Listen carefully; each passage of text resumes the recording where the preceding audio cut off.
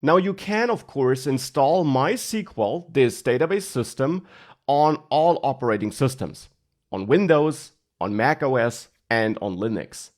Now here I'll start on a Mac, but I'll also show you the Windows setup process in this same lecture here. Now for the Mac OS setup, you can just search for MySQL Mac OS, and you should find this Download MySQL Community Server option here, which you can click. And that should take you to this page here. There you can actually also choose different operating systems, but I'm going to go with Mac OS. But if you're following along on Windows, you can also choose Windows already if you want to. And on Mac OS here, we now got various options. On Windows, we also got various options, by the way. And the difference between these options simply is what's included or not.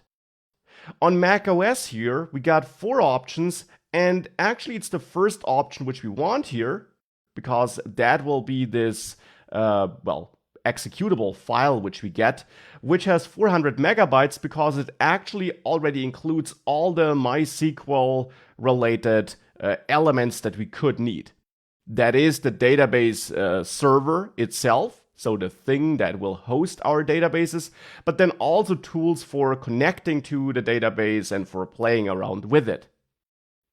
Now on Windows, we only got 2 options, at least at the point of time I'm recording this, and we got a very small option where we don't have to download much, and then a larger option. Now here the difference is that with the small option, which is the one I recommend using, you will get a very slim installer, and during the installation you can choose what you want to install, and then you will only download these pieces, which is a bit more efficient than downloading everything and then only using some parts of it.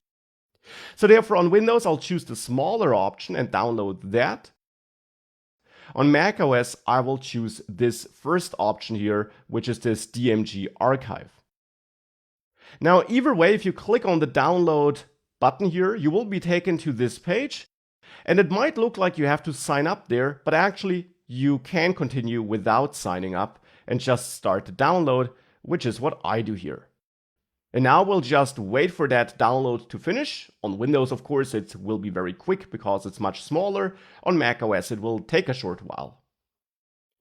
Now the download's finished on both systems now for me. And I'll again start with Mac OS and show you the Windows steps in a couple of seconds. And on Mac OS, I will execute this downloaded file here. And that will give me such a executable inside, which is the downloader I can execute. I'll allow access here.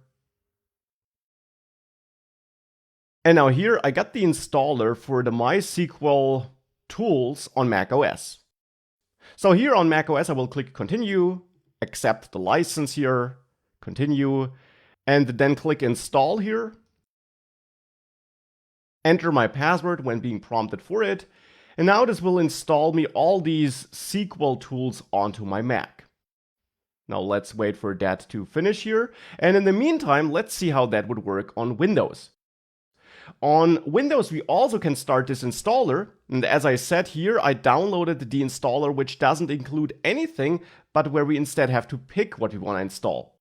And here we now definitely want to pick MySQL Server, which is the thing that will actually host our databases, and use the latest version there. And you can use the latest version you have here at the point of time you are viewing this. What I teach you will apply to that version as well.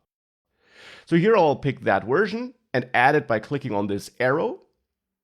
And then we also want to install another tool, which is called the MySQL Workbench.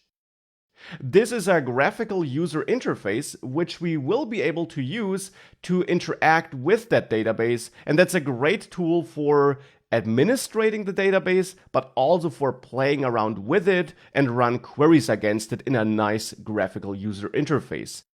So for learning how to use SQL, we definitely want to install that, and hence I also pick this tool and add it by clicking the arrow, and then we can continue here.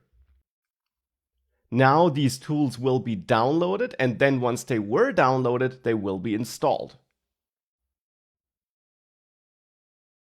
Now on macOS, I already downloaded everything and everything was installed. And therefore now here, we now actually continue with the configuration of the installed software. Now here on Windows, we actually first of all have to choose our configuration type, and we can keep all the defaults here. Nothing we have to change here. On macOS, I'm not prompted to choose anything there, but since we kept the defaults, that will be fine here as well. And then as a next step, we have to choose our password encryption method, and we can use the strong one here. So we can choose that and click Next.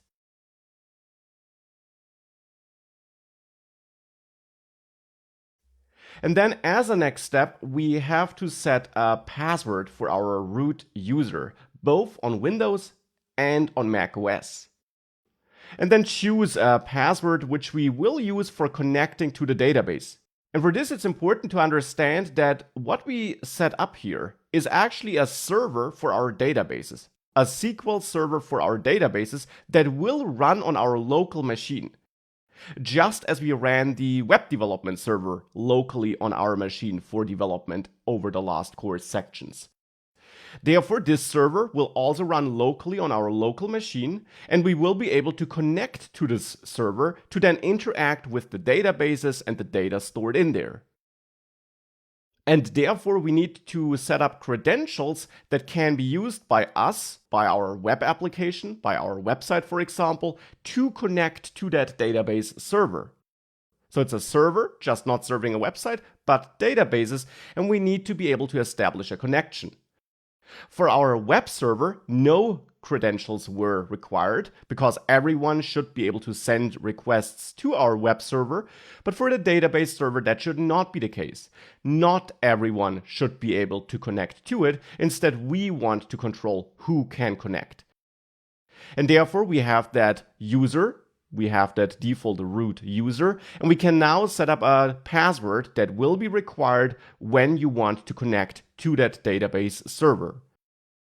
And you can set that password on your own here, and on Windows also confirm it. And then with that, on macOS, I'm done. And I'll finish this in a second. On Windows, I'm not done yet. Instead, in a next step, I'm asked whether I want to start MySQL server as a Windows service. And I will actually keep this checked, but I will disable this checkbox that it should always be started when my system starts up. I don't want to always start the database server just because I rebooted my system. Instead, in a couple of seconds, I will show you how you can manually start and stop this SQL server service, and that's the approach I will use here. So therefore here I'll disable this, but keep the first checkbox checked, and then continue. And with that, I'm done there as well, and we can click Next, and now all these setup and configuration steps will be performed. And here on macOS, I will now also click Finish. Confirm this with my password, and now all the initial database setup will be performed there as well. So now I'm done here. On Windows, I'm also done, and I'll also close this on macOS. Now on macOS, the SQL database server already started because I had this checkbox before I finished the setup. But on macOS, to now control this server and start or stop it, you can now open your system preferences. And there you'll have this MySQL option where you can actually stop this MySQL server and then restart it. And you can also check whether it should always start when your computer starts. And I'll disable this, for example. I don't always want to start the database. And I can stop the server here if I want to. And I can start the server here if I then want to work on it again. And I will start it now because we will work with it in a second. We can also configure it here, but the default configuration should typically be fine. Now on Windows, I now did set it up as a service and it was automatically started as a default. If you want to stop or start it manually, you can open your command menu and just search for services there to find this services menu. And then in this services menu, you can scroll down to M, and there you should find the MySQL service. And by right-clicking on it, you can stop and start it from there to stop and start your database. That's how you can manually control this here. And now with that, we got that SQL server installed and started, and we are now able to interact with it. And to interact with it, I want to use this MySQL Workbench tool, which was also installed as part of the installation. So on Windows, you can just open your Start menu again and search for MySQL Workbench to start that. On macOS, if it was not installed automatically, if you can't find it there, you can search for macOS MySQL Workbench and choose this download option here, where you can download the MySQL Workbench for macOS. You can also download it for different systems there if you need to. And then download this here, again without creating an account. And once this download finished, we can also set up that MySQL Workbench tool here on macOS. So here we go, starting this tool now. Now here, that's a simple installer. We just drag that into the applications folder here. And once that finished, I can start the MySQL Workbench here on macOS as well.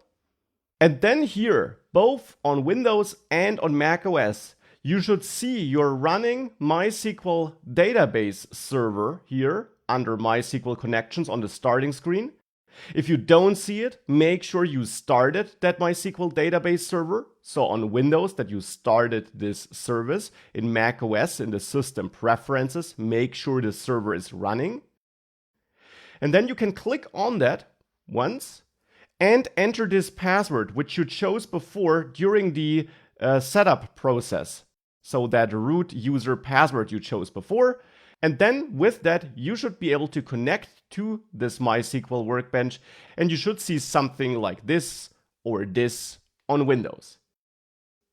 And now that's the graphical user interface, which we can use for working with our database server and with the databases and the data in there.